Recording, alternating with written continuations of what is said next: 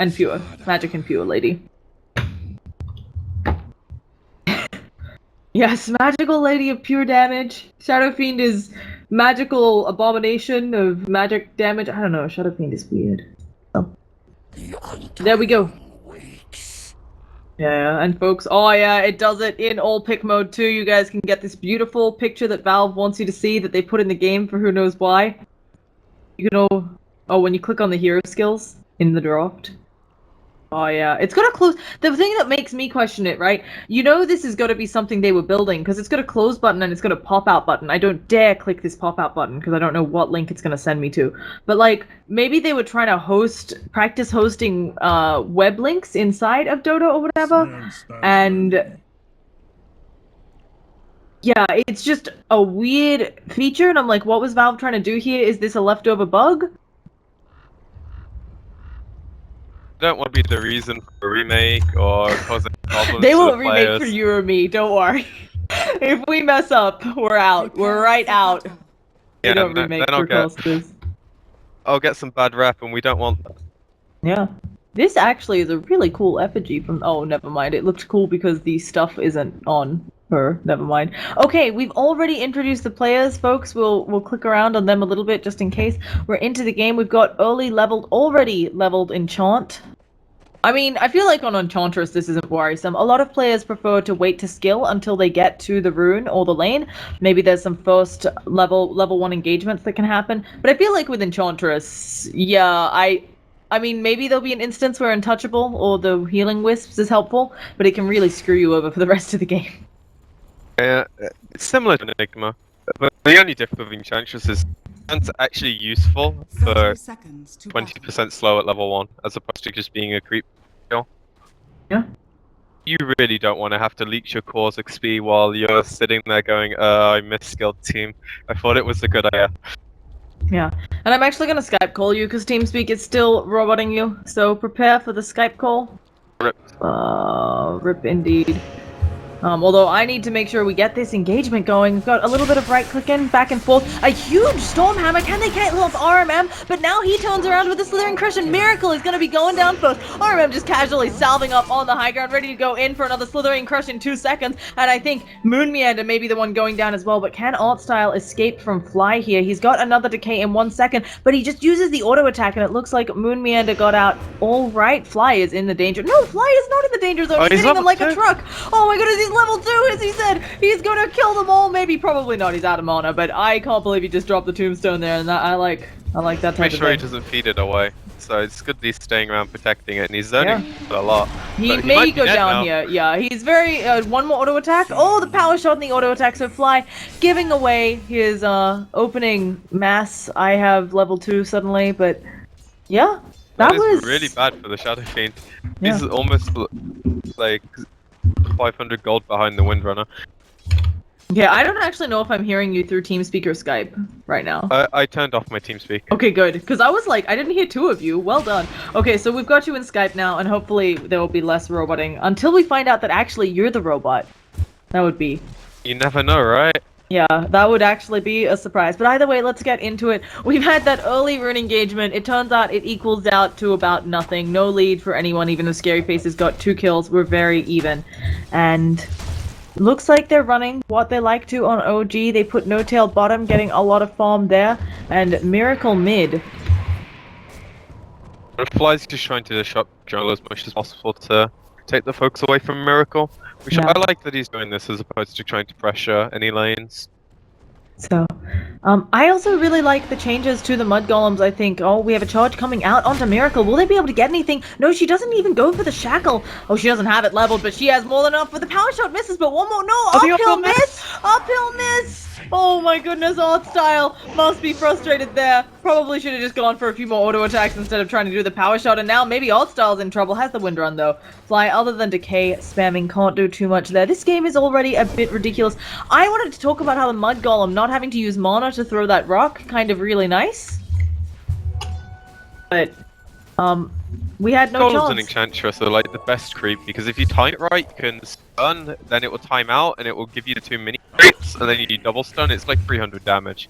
Yeah. Reductions. It's insane. So, really nice there. I also like Spirit Breaker's positioning. I think they're doing a good job on Scary Faces trying to shut down Miracle. And this time the Shackle's gonna latch. The charge just illuminating him for it. But it's a low-level Shackle. And Miracle might even be able to get the kill. No, Shadow is also just gonna walk it off. Well played there. And for, I think, the first time in a long time, we're seeing Miracle actually having a rough time mid. And he has no stacks since Enchantress was in their jungle. Yeah, this is exactly what Faces need to do to get their game off to a good start. Fly can't be everywhere, and all can crit. They have to be dealing with like the Enchantress a lot, and also the quad bottom's putting a lot of pressure. So if they're not mid, they are doing something. But it's just Shadow needs to acknowledge that and be a bit more careful. So, yep. Now, we've also got a weird 1v1 up top. We've got Sven versus a Slaughter, not one I thought I was going to be seeing today. It looks like Sven and Slaughter are pretty even in this lane. I think that both of them can put a lot of right click into the other, but I think it's hard to get a kill without some more support up here. Barring us killing Bash and then getting like RNG for days, there's a kill potential in this lane, I think. Yeah. It's just a farm war, and Moon coming out slightly ahead now. Yeah. Pretty even overall though. We have another charge onto Miracle. The Shackle, it doesn't... Oh, it does actually latch on the creep. Do they have enough damage though? The Shadow not getting any bashes as I say that. He gets the bash. Whoa. This is really the hottest start I think we've ever seen for Miracle. He's actually got quite good CS, but because he's died so much, he's really low on the net worth chart. And I'm going to keep it on net worth just because this game has been really weird. Middle tower is under attack. This is one of the better ways to shut down a Shadow.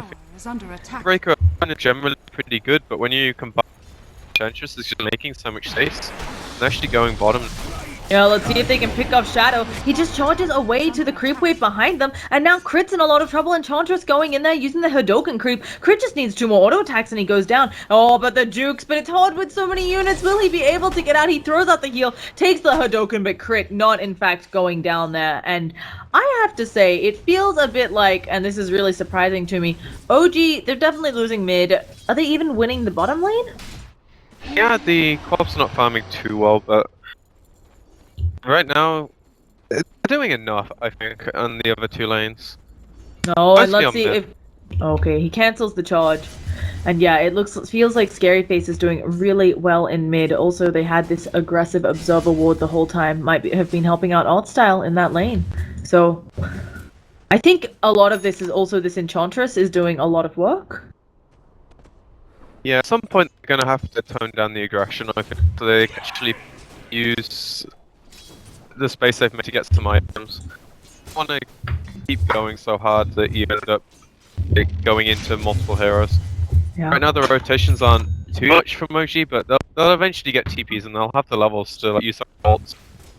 Yeah, definitely the way I've seen in the past, the way they play around this Brewmaster is they really just have, oh, No-Tail's ready to pound onto Axe and actually hits a creep instead, wants them lost hits, and just doing some casual harass to the Queen of Pain, knowing that he's not in a lot of trouble down there.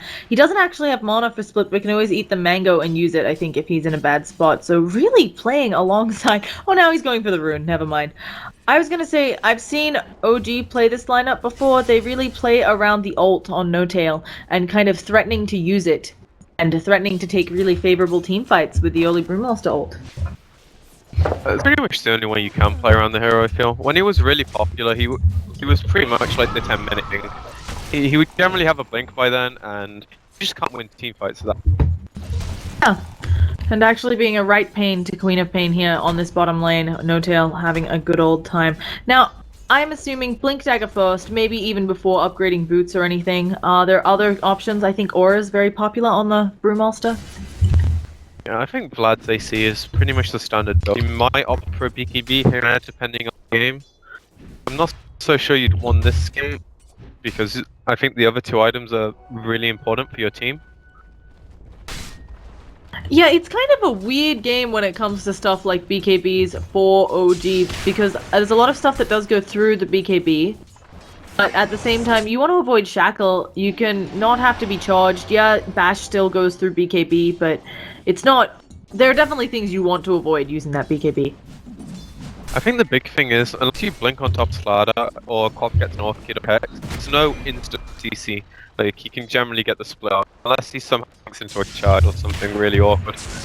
Yep, we got Moon Meander, he's going for it, but he decides to back out, deciding there are two of them, and even with his plus armor, he doesn't want to fight this. He just wants to farm and be really scary up on R&M, who's gonna come around with a Slitherine Crush. They've got another charge coming out too. He throws the Stormhammer and dodges the Slitherine Crush. That thing is not easy to dodge. Its AoE is huge, so well played there from Moon Meander and actually giving some more harass. At the same time, it looks like Windrunner. We have the first Brewmaster split of the game, and are they gonna catch someone up? They've thrown up the Windrunner. Let's see if they can get anybody else. Maybe they can do something to the Enchantress. The Hadoken doing quite a bit of damage to Miracle, and it looks like No-Tail not able to get the stuns he wants. State 21 also now stunned up, but there's no follow-up damage from the rest of his team, and No-Tail may actually be in a really bad position. Slithering Crush gonna come out, and that is a dead No-Tail. Maybe he got off the Thunderclap, but it wasn't enough, and now Miracle, he is not in a good spot. A huge Soul Rip coming out as well, so the Sonic Wave doesn't kill him off, and can he man-fight Axmo? It looks like he could win this, especially with the help of the Stormhammer. I don't think since he has two bottle charges, he'll take down to the Dagger, and a favorable engagement for OG, well, even. It would definitely have not been favourable if Pop hit the ulti and managed to kill the Shadow Fiend, but she kind of whiffed, so that's unfortunate. Definitely a messy game is what it feels like we have coming out here. Tower is under attack. Yeah, these heroes just lend themselves to making kills happen pretty much everywhere. OG want a lot more control in the game. Right now, the Bruce split down, he doesn't have his dagger. The levels on dying aren't the highest, but I guess level 5 at 9 minutes is acceptable. But once they have their spells, they'll be able to a lot of control in these fights. And Scary Faces need to stop going so randomly YOLO, but for now they can just keep doing what they're doing. Yeah. There's only a small lead from it though, which is unfortunate. The amount of pressure they put early was pretty good, but I feel like considering they're up against a Shadow Fiend, it's actually quite good. Normally he would be topping the net worth chart, also having stacks to fall back on, but just the Enchantress's movements and the constant spam in middle from the Spirit Breaker doing a lot of good work, it feels like. Unfortunately, he couldn't make the kill on top latch. yeah, this game's... As I say, since the blink comes up, I'll be more interested from No-Tail. It's really hard to run them with. They can mostly get away.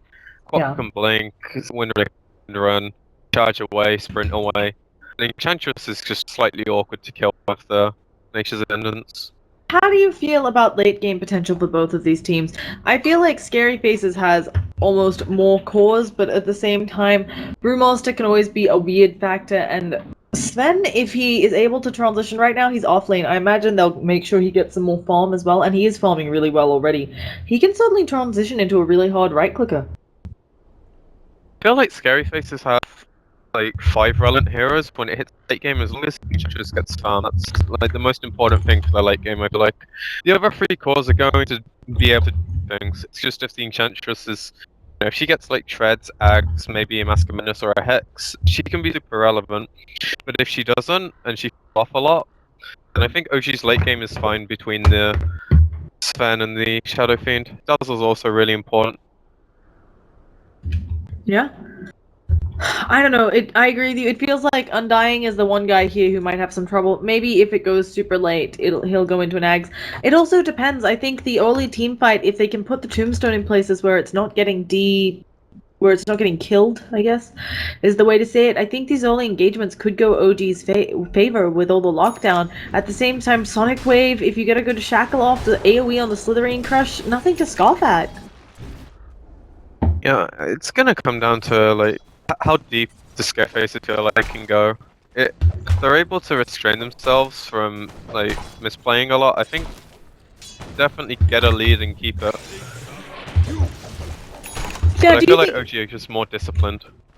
Do you think this is a Quap Orchid game? She was offlane Quap, so her farm isn't the best. But it definitely feels like an Orchid here. It'll help you kill off Shadow Fiend, it'll help you kill off No-Tail, Dazzle. As much as in theory it's good, I think the time will just be way too like Sword Gravity, just generally good items. He doesn't have the inventory space to go for something like an FNF, picked up the double null, so maybe just tread into Booster, eventually into an Axe. Yeah. Certainly all good options, and We've got things slowing down after some really weird early game aggression. We've got what looks to be a smoke gank headed up top. And they want this Enchantress and Slaughter. If they can catch them, Fly actually going to be the one to open up. Stormhammer comes out immediately, the net from State 21. But oh, they're just giving up the Enchantress. And I think this is the right play. I really like that R&M just abandoned her there because I think sometimes folks think, oh, I'll come in, I'll get a 5-man Slithering Crush, I'll change around the team fight. You're probably just going to die. Having the presence of mind to not want to go in there. When you're getting pretty close to your blink, it's really important you don't die.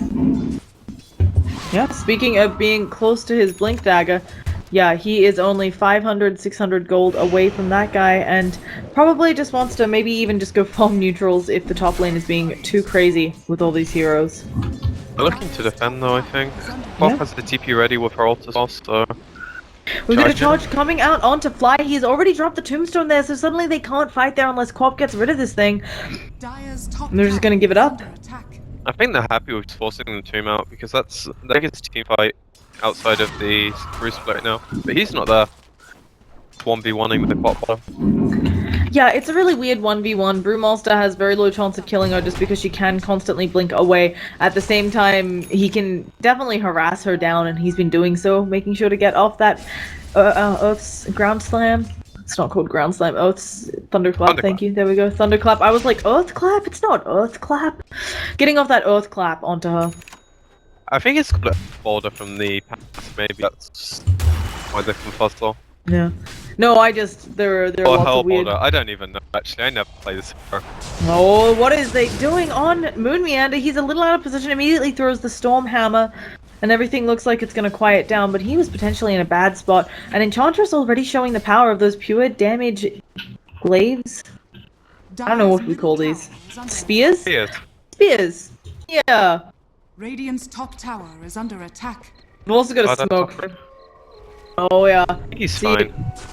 Nobody's dying. There are a lot of close calls here. There's also ScaryFaces are trying to smoke bottom onto No-Tail, and it feels like this is another hard gank. Ganking a Brewmaster, he can just split and run away one of the pandas, but they might have more than enough damage. Where's the Sonic Wave? They just auto-attack. Okay, there's the Sonic Wave. They really made sure No-Tail was dead there, guys. They just wanted to scream at his corpse, I think. Yeah, it's showing him. It's actually really good for your team's morale, because you do it to the other team and you're like, yeah, that's how dead you are. It's like when Unknown drop ice in your face, right? It just messes with your head. Yeah! He showed what he was going for. We've got another charge going out onto Crit. Crit has no idea that this is happening because it's nighttime and they get the shackle. That's gonna be Dazzle going down. No time to Shallow Grave there, and suddenly ScaryFaces again getting pickoffs all over the place with the help of Spirit Breaker. I think it's just one of those where you're kind of on autopilot most of the time, but you need to think that if you get caught out there, no one's saving you. You're the one that saved Core. Yeah. On the flip side, it might just be they could have killed Miracle, so he'd rather tank the game.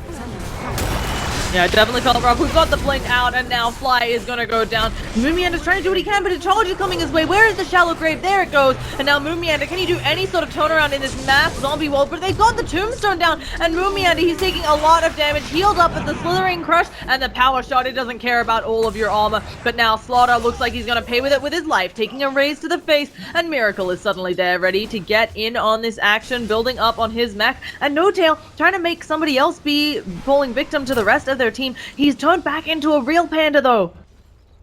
And his lockdown is gone. He wasn't a panda before. It's actually the baby mech up now. pandas. Are they... They're baby pandas. They're not real pandas. And so a good team fight turnaround for OG, but I have to say, bad initial engagement, and this Spirit Breaker is playing so well. Shadow is doing so much work this game. This is the first time I've ever seen Tranks on a Spirit Breaker. Dire's middle tower is under But attack. I hope he lets you go into items instead, so he just buys swords.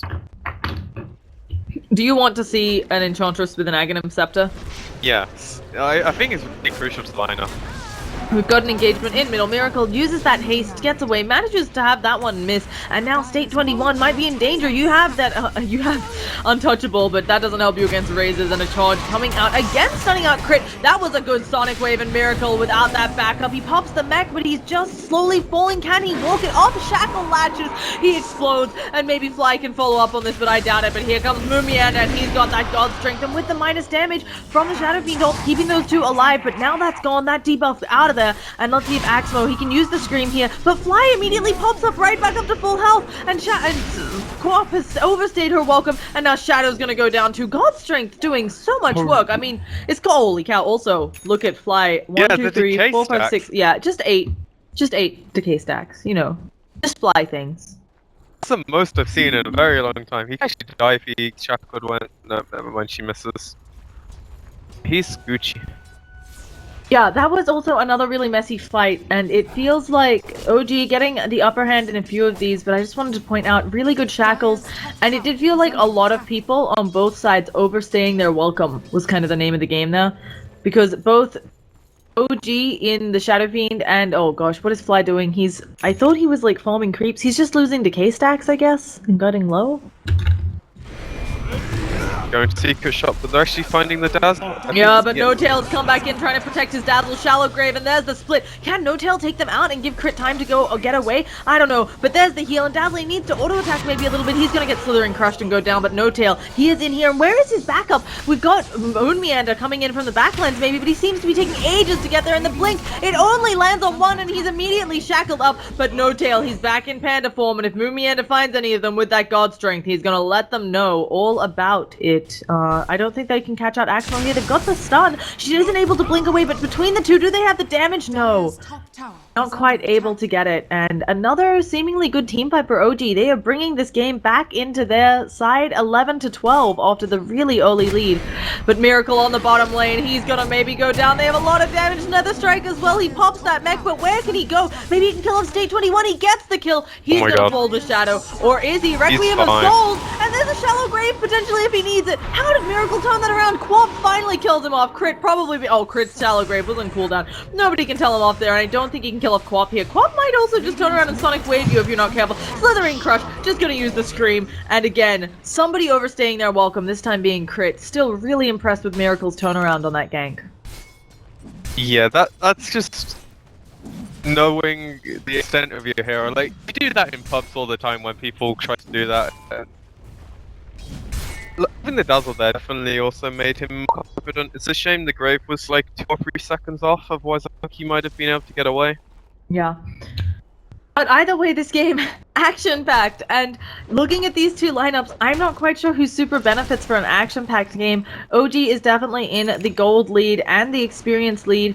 It does feel like both sides, I mean, Spirit Breaker can do well with a lot of action, so can a Queen of Pain. She's got short cooldowns on things like that Scream, unfortunately not the Sonic Wave, but it just feels like the Shadow Fiend, he's worked his way back into it, and having his early mech up really helping his lineup. And this is the point where I was saying earlier, ScaryFace need to chill a tiny bit and use this time because OG are at a peak now where they have level 2 Bruce split with Blink, they have Blink on Moon, they have, as you said, the Man Shadow Fiend level 2 Wreck is also up, and their supports have levels. This makes it really hard for ScaryFaces to do what they want to do, which is like heroes. Yeah, we have a dead Enchantress, maybe gonna lose her Bodhi as well, and suddenly on the bottom lane, you know you're in the danger zone for R&M. I think he's fine, he'll just blow away, but this is a tower for sure. He does bother to put up the amp damage, and yeah, as you said, Moon Meander gonna make quick work of this thing with his God Strength, along with all the damage coming out of Shadow Fiend. This Shadow Fiend is pretty big, also almost finished Sanj and Yasha. So, we're talking about avoiding things. What items do ScaryFaces need up before they can fight into this again? Bob needs something to tank up, so what I'm gonna guess is gonna be an axe. No, we have a TP in from Queen of Pain. She does blink backwards, but where's going to be the Sonic Wave to hit? We've got the Primal Split as well, and a Tombstone in a fantastic spot, and R&M is taking way too much damage. At least they stunned out Crit, but I don't think there's any sort of return onto him. An Urn popped onto the Dazzle. I don't think he even cares, and this tower is lost. I think it is just time to give it up, wait out the Tombstone. And we were discussing what ScaryFaces need to do to get back into this game, and certainly feeding away your Slaughter was not it. Felt We're doing the right thing, and I think Enchi's dead here as Yeah, well. she just walks in, takes a huge heal bomb to the face. These things don't care about your untouchable. This is what I was saying, where Oshi is a more good team. You can tell ScaryFaceZZZ, they just understand at this point that they need to not fight. They were doing the right thing. They traded this tower for the tier 1 bottom, then they decided to try and defend the tier 2 when I feel like they should know at this level they can't fight into them right now. Said Oshi at a peak. You have to wait out and get your next set of items. On 2k gold, which she ends up spending into a day going, I really don't think so. Really good choice. I am really confused by that. I feel like the Aghanims is better in every way, shape, or form. Yes, mostly just find the supports and burst them down, or maybe burst down the Brood before he splits, down Miracle before he gets the mech off. But it's really hard when there's Dazzle and dying to keep them alive. Yeah, really weird. Really unsure of the play there. Either way, OG, they're ready to go again. The primal split. Wow, that was hard to get out. I was trying to say the panda split, and it wasn't working. It's up in 20 seconds again, and they might just wait, push this, slow siege it while they wait for that to be back up. We've also got a bunch of new items. We've got the Vlad's up on Brewmaster, along with the Blink he's had for a while. Blink on Moon Meander, now working on the AC. I think, we're having them give it a go. Looks like they've caught out State 21 again. Can Moon Meander catch up, though? He gets one last hit, and he does so much damage. Windrunner, maybe trying to find some sort of split, but she's just gonna get stunned out here. Tossed up in the air first. Maybe they can even catch out the Queen of Pain. Requiem of Souls right on top of her. That's really nice when you... The Panda Cyclone is really annoying time. What is it? It's like 6 seconds. But when you dispel into a Requiem, that's just nice to watch. Yeah, and it's clear that these folks, they've played it before. They knew exactly when to hit the timing for OG. They've done that lineup, and they're getting ready to siege high ground, not even in ages. We're suddenly 21 minutes in for what was an even game till about 5 minutes ago. Suddenly almost 7.5 thousand gold and experience in favor of OG. They are rocking out in this game. They're taking a Rax 22 minutes. Queen of Pain, she's trying to blink forwards and do anything, and I can imagine many items much better than this Dagon that she has right now. I hate to say it, but it's such a pubby build and kind of pubby playstyle. Like, I really liked how they did the start. That was what they needed to do, but they needed to realize you have to eventually stop because OG getting evenly engagements. They were getting right while you were still doing your thing, and now you see why you could fight into them because now you have a lead. OG and ScaryFaceZZZ feel really desperate. Yeah. We've also got Fly rocking a full Crimson Guard, taking full advantage of being rich. They're gonna try to sneak a Roshan, but I don't think that anybody on OG... Oh gosh, they expect it. In goes No Tail, blinks into a bunch of them, but gets off that Earth Clap. And now we're gonna be seeing a stun that completely whiffs because of the blinks away. Do they have the lockdown with a Nether Strike? It doesn't look like an Enchantress trying to do some work onto that Tombstone, but it's healed up to full, and they're missing uphill. Axmo now caught up there with the rest of the team, and a heal bomb finishing him off. And now State 21 gonna fall inevitably. And this could just be a super easy Roshan. They've got the amp damage on it for the lineup of OG. They've got Presence of the Dark Lord maxed out. I don't know how you stop them right now if you're ScaryFaceZZZ. It seems so good. Windrunner also going down, off onto the side. She's gonna Windrunner away, not take these auto attacks, but they will have a very quick Roshan. I think they're actually gonna go for the kill here. They have blinks up. Yeah, they're going in. They've got the stun. They're gonna just... Oh, Requiem of Souls on her again. Miracle feeling a little bit frisky. Maybe gonna pay for it for going so deep. Do they have the damage? They've got the charge coming out of Miracle. He's getting very low. He pops up the mech. Can Moon Meander do anything to help him? The Stormhammer should be coming off cooldown soon. He could use it. Miracle able to dodge that, and then the Stormhammer being thrown out. The Quap also bought back for that, and I don't think she's gonna be getting anything out of it. But they keep going. They can see Miracle out here. The Aegis have picked up onto No Tail. Here they go with a big weave, and the Tombstone being dropped, and Slaughter RNM has overstayed his welcome, dying to a Stormhammer. They're gonna get this Spirit Breaker, it looks like. They might not have enough lockdown. He might be able to charge away, but no, he dies before he can even do that. And this game, out of control for OG. They're getting the mid-racks. They might even just take bottom while they're at it. I think that was for Mary from ScaryFaceZZZ. If they somehow managed to defend, I'd be really impressed. But they're so far behind right now, and at the moment, they're 3v5. do have some big ults up on the guys, and we'll see what they can do there, but as you said, not really feeling like it. And now they're going on to state 21. Again, they have so much damage that just ignores the untouchable and keeps auto-attacking. Her Axmo should be able to get out just fine, but it looks like another set of racks at the very least, and ScaryFace is out that Aghanim Scepter up on Quap. She doesn't have any way to wave clear supers. That's second max. I can understand they might be holding on, talking about game 2, just trying to do some kind of strategizing. No, Slaughter does blink in, but there's immediately a tombstone dropped and he wants to get out of there, but Shadow's going in. Gonna probably nether strike someone just for fun. He's actually trying to walk it off, and I can't imagine that the GGs won't be called soon. They heal up the tombstone for good measure. Let's see if they can kill off Slaughter on the sidelines here as well. R&M taking quite a bit of damage, and yeah, getting themselves a rack. They would have to clear the tier 2 out on top. So They'd just rather go for tier 4. They definitely can. Killing off those ziggurats, and not gonna be much. Yeah, gotta get the huts. Nowhere for those creeps to live. OG just rolling this game, and it was really even. Even in the first 10 minutes, I definitely thought ScaryFaces had an advantage just based on how they were playing, how well ScaryFaces were picking off Miracle, but not looking like they could seal the deal. I think that just comes down to an experience as captain and as player. Oh, no tail. Is he gonna burn that Aegis? He does, and R&M suddenly realizing he didn't want to be in there after the Aegis was down. Miracle trying to channel that Requiem of Souls, but being stunned out over and over. The Crimson God comes out, but it is not enough, and now they're walking away on the Ancient. There's the GG call. We'll be going to a game 2. Final thoughts? They need to calm down on ScaryFaces. When they get the lead, they need to grow their lead as opposed to trying to force it when it's barely in lead. They had 2 or 3k gold, and they were ahead, but they needed to grow before they could pick it again. Yeah.